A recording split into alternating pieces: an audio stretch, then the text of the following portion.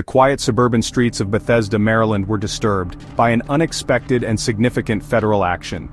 In the pre-dawn hours of August 26, 2025, FBI agents executed a search warrant at the home of John Bolton, the former national security advisor, a figure long known for his hawkish foreign policy views. The raid was conducted with professional precision. Agents were seen carrying boxes of documents and electronic devices from his residence. This event immediately sent shockwaves through Washington, raising profound questions about the handling of classified information and the motivations behind such a high-profile law enforcement action. This is not just a story about a former government official. It is a story about power, secrets, and the laws that are meant to govern everyone, regardless of their political standing. John Bolton has been a fixture in Republican foreign policy circles for decades, serving in multiple administrations and earning a reputation as an uncompromising advocate for American strength. The FBI's decision to raid his home suggests investigators believe there is probable cause that a crime was committed, specifically related to the mishandling of sensitive government materials. The implications are enormous, touching on national security protocols and the very nature of political accountability in a deeply polarized nation. The immediate aftermath of the raid was a flurry of speculation and carefully worded statements. Bolton's legal team was quick to condemn the action. On the other side, sources within the Department of Justice remained tight-lipped, emphasizing that the investigation is ongoing and all actions follow legal procedures. This raid forces a national conversation about secrets and accountability, about a former official's right to document his time in office versus the government's duty to protect secrets. As the sun rose, news vans and curious neighbors gathered. The central question remained: what exactly were the FBI looking for?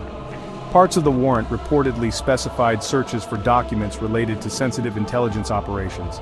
This development places Bolton in a precarious legal position.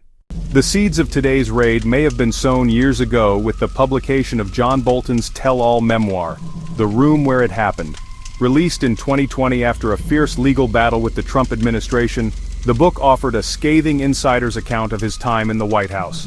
The administration fought tooth and nail to block its publication, arguing it was filled with classified information. That, they said, could endanger national security. A federal judge ultimately allowed the book to be released but chastised Bolton for not completing pre-publication review. That initial legal scuffle set a critical precedent.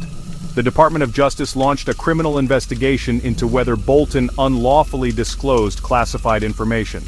While that investigation seemed to fade after the change in administrations, it never officially concluded. Bolton and his legal team have consistently maintained his innocence.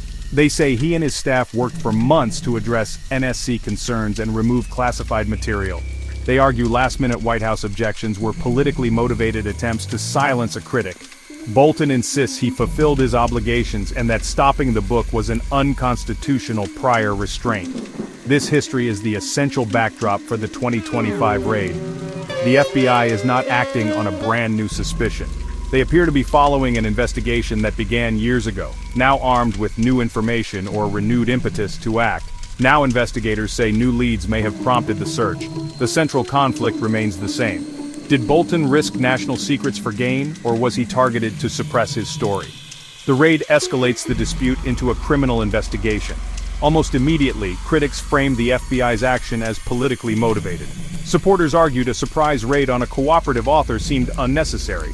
Why, they asked, was a full FBI team necessary when a subpoena might have sufficed? That perceived overreach is presented as evidence of intimidation. Critics point to other high-profile cases that did not involve dawn raids. They argue this decision seems selective and punitive.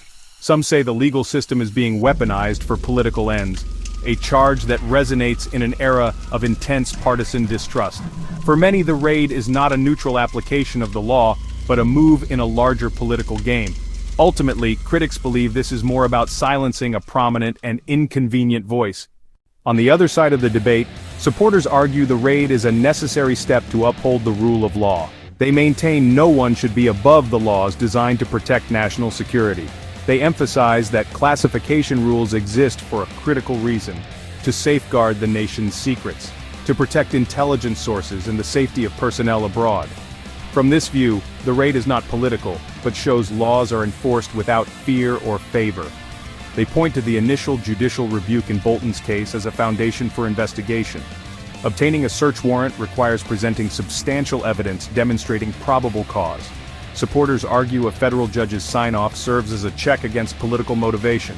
The law, including the Espionage Act, makes it a crime for someone with access to national defense information to willfully retain it. The key legal element is willful retention outside authorized, secure facilities. Think of it like a bank teller, allowed to handle assets at work, but not take them home. You cannot decide to take it home, even if you don't plan to spend it. Former officials who write memoirs must submit manuscripts for pre-publication review. Agencies like the CIA and NSA review and scrub text for classification issues. Reviewers redact and remove classified material before publication. This process is non-negotiable for anyone who held a clearance.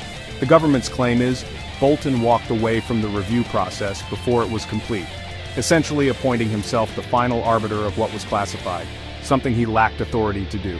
The legal framework removes personal judgment from the equation because individuals may lack full context.